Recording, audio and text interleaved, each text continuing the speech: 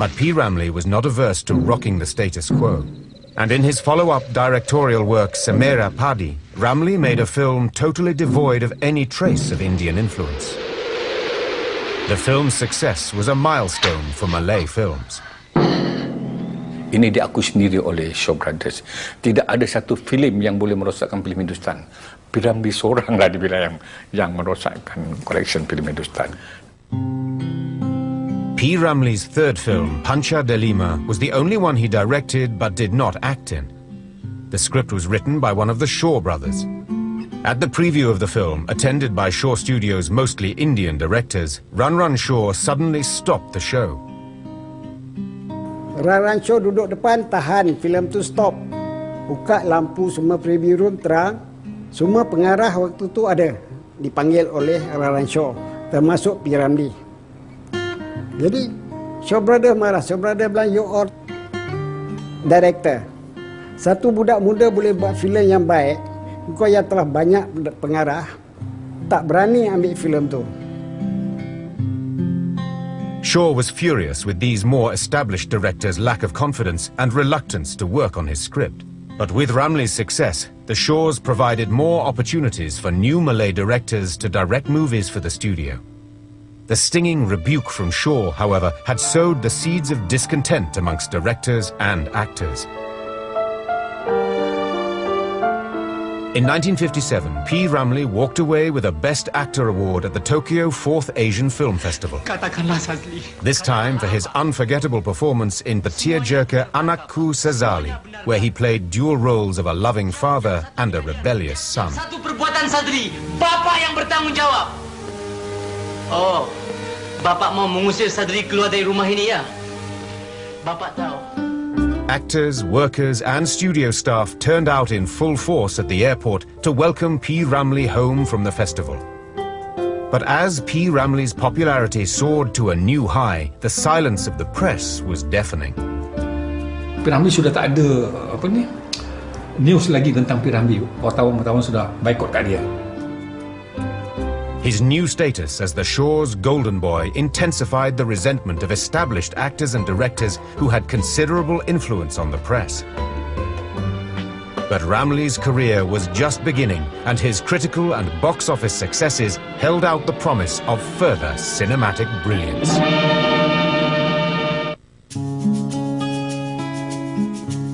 P. Ramlee continued to enjoy spectacular success with each consecutive film he was involved in. Everything he touched seemed to turn to gold, but the stunning pace of his professional life left him very little time for his family. Norizan began to feel neglected. It was not the life she had envisaged when she gave up the palace for P. Ramlee.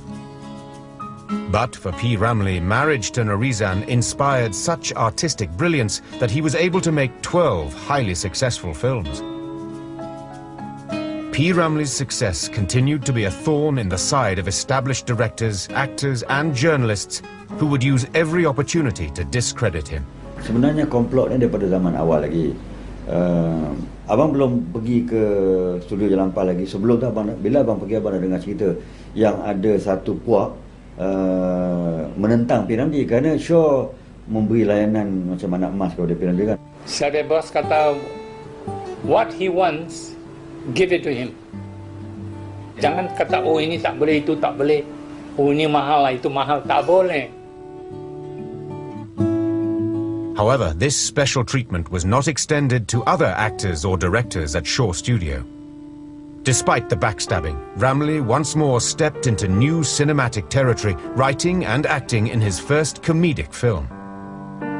Bujang Lapok was a film about three bumbling but good-hearted bachelors who were always on the lookout for love.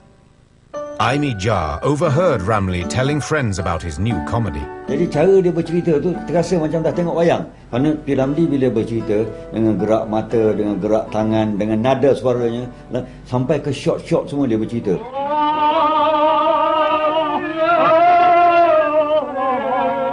Ramlee knew he needed people who were naturally funny to co-star in his first comedy outing. So he picked and indulged comedians Aziz Sattar and S. Shamsuddin to provide rare gems of comic improvisation. Menampak Kalau dia bagi tu dah habis disusah. Dia nang botinang. Kui botai mi tu. Kai tom. Kau suka tinggal den, kau buat kau punya suka sendiri. Saya pun dah takut bila dia cakap itu. Alamak, ni dia dah marah.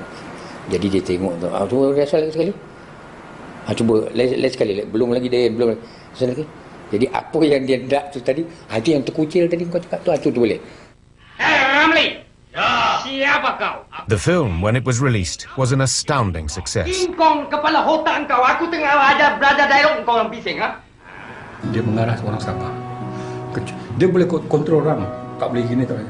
Tapi saya dengan student dia tak boleh kontrol. Apa yang saya buat mesti dia ikut punya.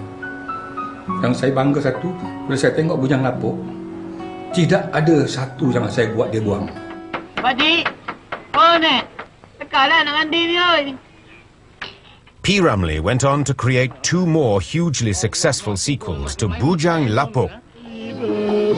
Fresh from the exceptional success of the Bujang Lapok trilogy, Ramlee wrote and directed a parody of Ali Baba and the 40 Thieves, based on the trilogy's characters.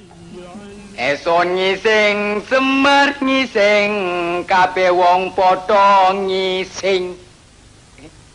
Ali Baba! Certain lines from the show, some of them spontaneous improvisations, would go on to make cult status among Malaysian audiences.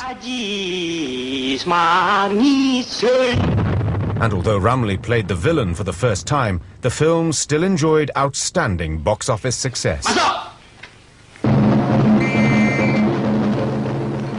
New actress Sarima remembers Ramlee teasing her on set. Apa pasal pula pisau melekat belakang aku dah? Dengan ketakutan lah kan, bila masuk jangan set ni, P. Ramlee nanti menjerit. Timbo dia kata timbo tu, saya pun tengok dia. Menangislah air mata keluar. Dan kita datang saya on the 17 kan. Tu datanglah arwah Saudara Maji ni. Dia kata awak jangan begitu, Ma. Dia kata dia tu bergurau supaya awak hilang darah gemuruh nak syuting ni. Tapi kita mana tahu kan. Ekstra lalu pun dia ambil berat. Dia kalau berlakon, dia tidak mau dia satu orang bagus. Rupanya cantik. Umurnya 18. But Ramlee may have crossed the line with his improvisations. It was almost banned by the censor board for improper depiction of the Arabic language and had to be redubbed with minimal Arabic accent. 300 dirham. P. Ramlee went on to win 5 more major international awards from 1958 to 1964, during which he made some of his most popular comedies. But as he became increasingly engulfed by his art, his personal life began to suffer.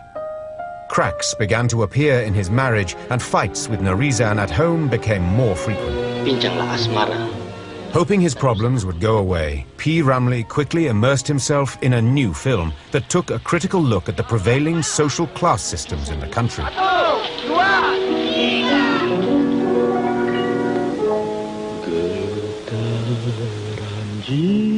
Not for the first time, the film's theme song, composed and sung by P. Ramlee, became a bigger hit than the film itself. And while the film was not a big box office draw, it received critical acclaim, validating Ramlee as a maestro director.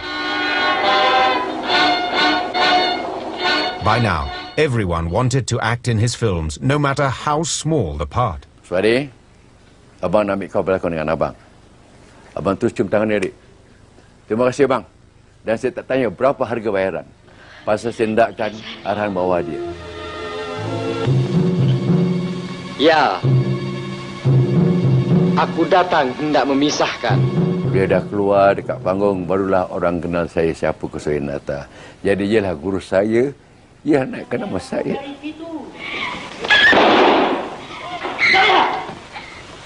His unique directorial style often left a lasting impression on his cast and crew. Ramlee direct teliti, pakai part to part. Perasaan orang dah betul. Perasaan lambat pun tak apa. Kalau dia boleh tunggu artis tu sampai 1 hari 1 malam sampai dapat itu shot.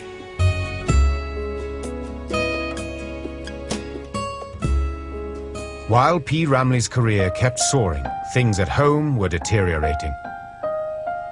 Norizan's discontentment with her own marriage made her sensitive to Ramlee's working relationships, especially with his female co-stars. So when news reached home of Ramlee and former love Mariani rehearsing songs together at the studio, Norizan flew into a rage. Nasir, who was 8 at the time and living with P. Ramlee and Norizan, remembered that day. Norizan ajak Jadi jom ikut Mami pergi rumah Mariani. Norizan kami ada orang kata Norizan turun. Mar. P. Ramlee had no idea that the former and current love of his life were about to confront each other for the first time. Tahu-tahu ada orang badan besar dekat pinggang tampar saya. Saya cakar dia balik. Lepas saya bilang, you trespassing. Get out from my house. Mariani reported the matter to the police. Eventually, Norizan apologized in court. Mariani accepted, and the matter was quickly forgotten. But not by Saloma, who had just returned from her stint in Australia. She went after Norizan. Dekat studio lah. Saloma sudah datang, birang lah. Oh, dia cakap putih lah. You slap my sister lah, never mind. But one day I take your husband. Saloma, by then an accomplished and popular singer, started performing at stage shows with P. Ramlee. And not long after, she was auditioning and acting in P. Ramlee's movies. Norizan, desperate to save her marriage, was driven to check up on her husband with the young Nasir in tow. Pergi spot check, tapi P. Ramlee punya spy lagi terror. Bos datang bos. Oh, P. Ramlee marah apa? Saloma, you acting apa ni cik? Ya, ni betul ni. You acting apa? Ramlee tengok. By 1960, the cracks in their marriage had deepened. Nasir remembered things getting stormy at home. Dia orang kalau bergaduh lagi dahsyat tau ni. Tumbuk, keris-keris semua. Norizan P. Ramlee. Dia bergaduh kami diam. Lagi tempat P. Ramlee angkat. Clean depan. Pingsan. The marriage was in serious trouble. Rumors of Norizan's friendship with a younger actor and Ramlee's dalliances with his co-stars pushed the relationship to its limit. And after 6 years together, P. Ramlee and Norizan divorced. In one of her recorded interviews, Norizan, who left the palace for him, spoke of her frustrations with P. Ramlee, whose art eclipsed everything else in his life, including her. She felt unloved. Dia tidak rasa diri Kak Nur ni, dia tak ada sayang pada Kak Nur. Jadi dia kata, Norizan, I tak menceraikan you. Dia kata, tapi kalau you nak bercerai juga, okey. Tapi I masih sayang Kak You sampai nyawa dia dalam badan dia bersayang Kak Nur. Dia kata, di masa tu Kak Nur tak boleh nak cakap apa, tak tahan yang dia buat Kak Nur macam tu. Macam dia tak sayang, tak kasih dengan Kak Nur. Sampai Kak Nur berkorban untuk dia keluar daripada kerana akan ditiupkan. Dia sampai sekarang kamu Kak Nur masih sayang kan.